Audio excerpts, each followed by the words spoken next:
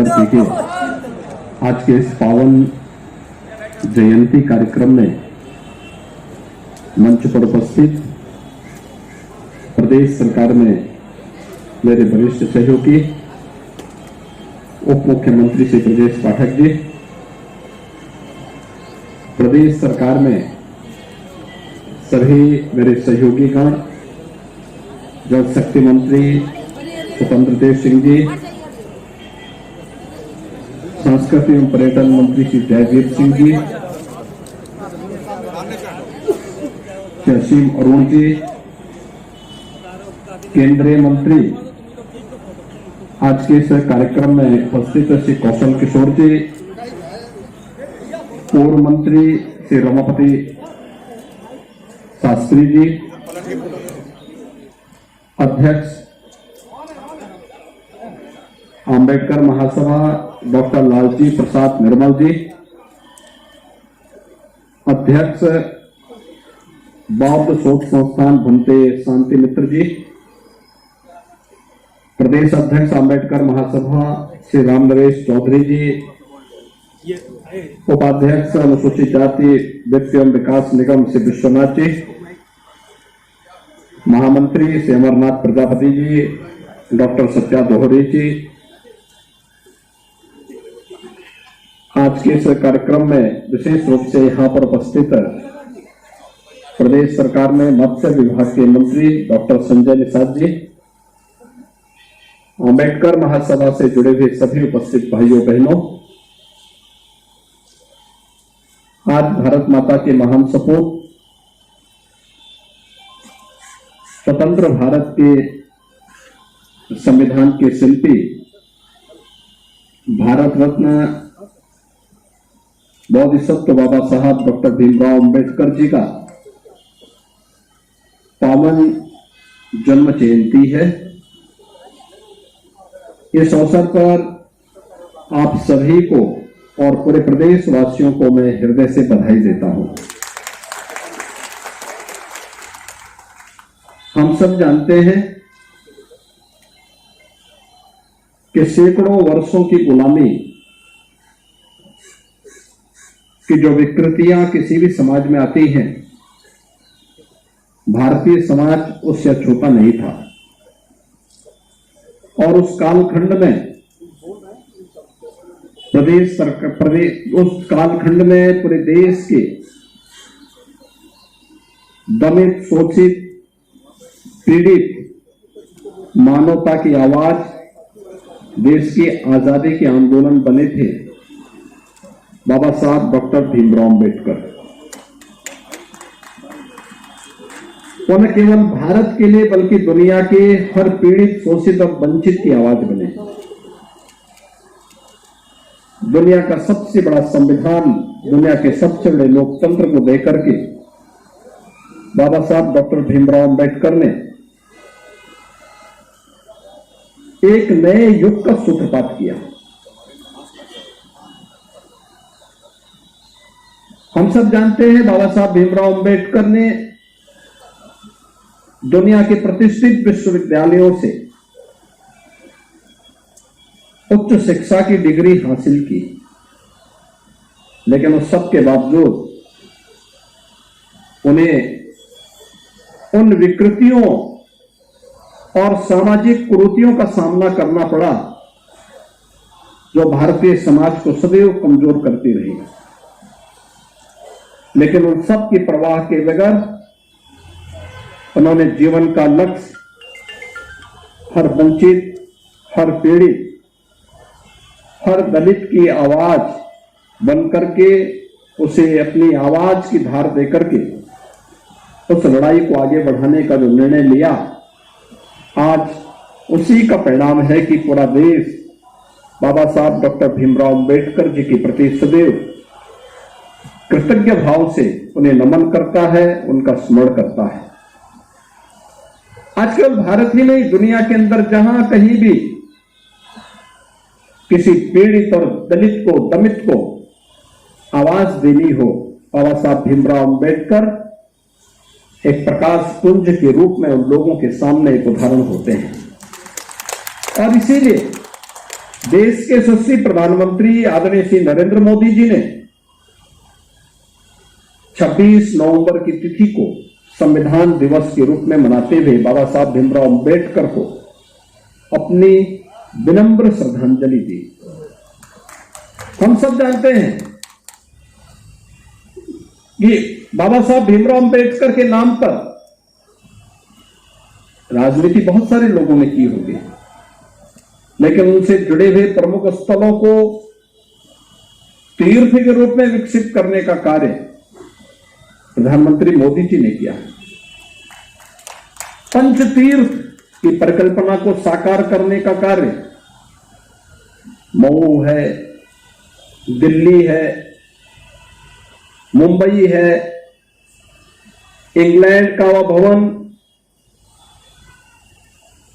जहां रहकर के उच्च शिक्षा बाबा साहब ने अर्जित की थी, नागपुर का दीक्षा भूमि, ये सभी 5 स्थलों को पंचतीर्थ के रूप में विकसित करने का जो कार्य बाबा साहब भीमराव अंबेडकर ने किया वह अभिनंदनीय कार्य था। और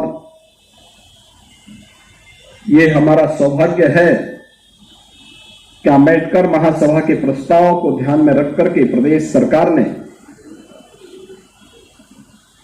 पूर्व राष्ट्रपति माननीय श्री रामनाथ कोविंद जी के कर कमलों से जून 2021 में नींव रखी उत्तर प्रदेश के अंदर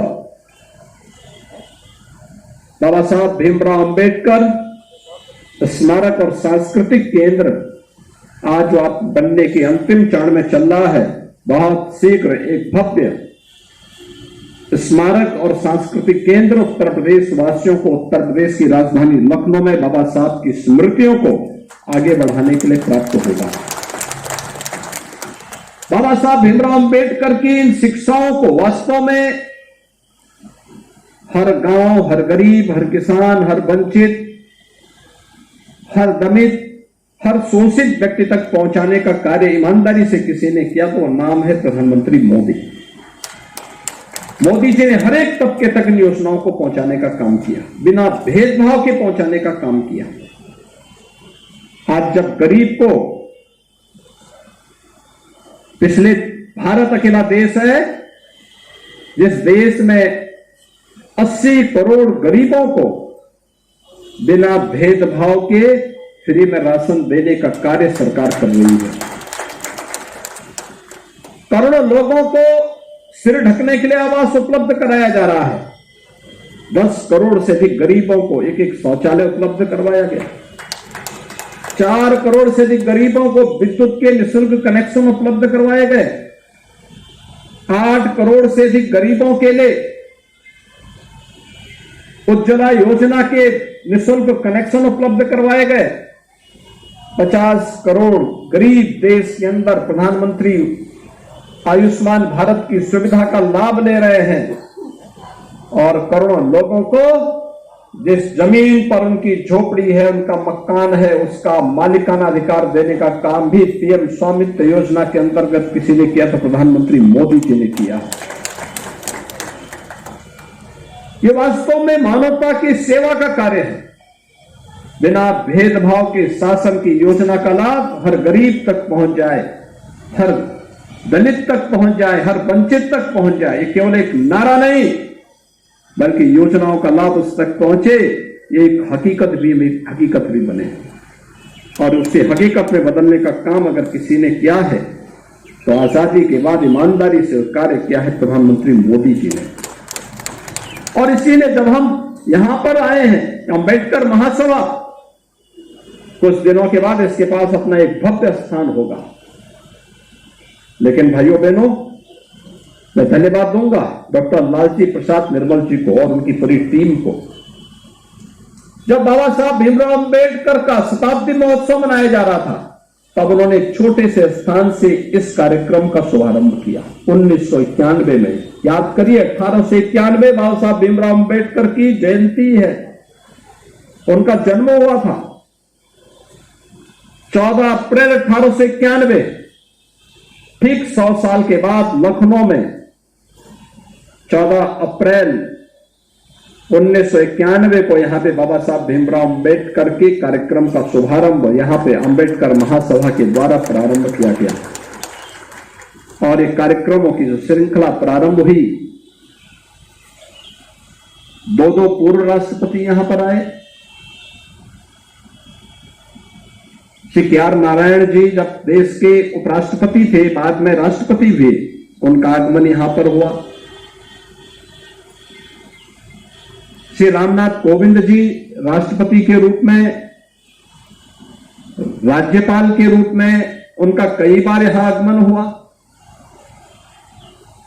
प्रधानमंत्री के रूप में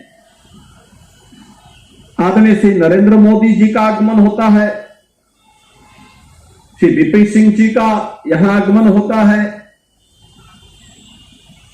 राज्यपाल के रूप में कई बार श्री राम नाईक जी का यहां पर आगमन होता है। देश का कोई भी बड़ा ऐसा नेता नहीं जिन्होंने अंबेडकर महासभा के कार्यक्रम में भाग लेकर के बाबा साहब भीमराव अंबेडकर के प्रति यहां नमन न किया हो। श्रीमती सविता अंबेडकर जी स्वयं यहां पर आई और वास्तव में गरीबों की आवाज को एक नई गति देने के लिए अंबेडकर महासभा ने जो कार्य किया, आज उसी का परिणाम है कि राज्य सरकार ने निर्णय भी लिया, जिस गरीब के पास जमीन का पट्टा नहीं, सरकार ने जमीन का पट्टा उपलब्ध करवाएगी।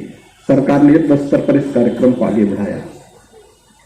आज मुझे बताते हुए प्रसन्नता है, उत्तर प्रदेश के अंदर हर घर नल की योजना में 1 करोड़ परिवारों को हर घर नल की योजना से आच्छादित किया जा चुका है। याद करिए, 2014 के पहले एक गरीब और एक दलित पानी के लिए भटकता था।